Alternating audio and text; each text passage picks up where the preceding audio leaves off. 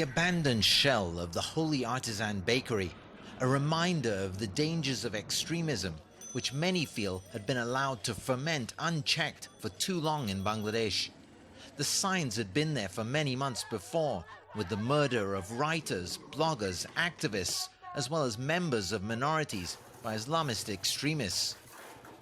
Historically, this country has been a place of moderation, where secularists, more conservative elements, and minorities have generally been able to coexist peacefully.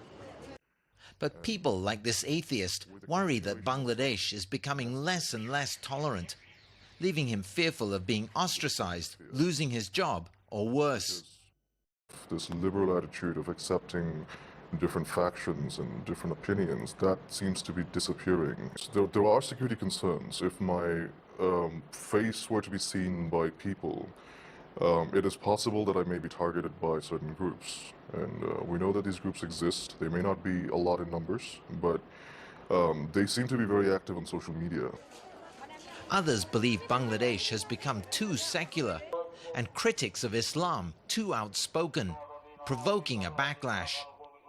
But if the government were to sympathize with us and give us what we want, which is a bit more of an Islamic state or in a more Islamic society, and instead of a secular one, then you would see that people are actually cooperating with government. But they need to follow what we have to say. They have to respect our ideas and what we want to live by.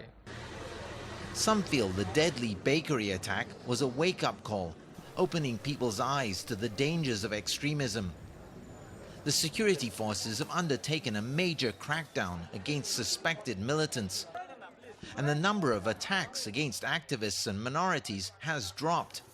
The hope will be that it marks a turning point and not just a lull in the violence that has marred Bangladesh's reputation for tolerance and moderation. Rian, Maelzer, CGTN, Dhaka.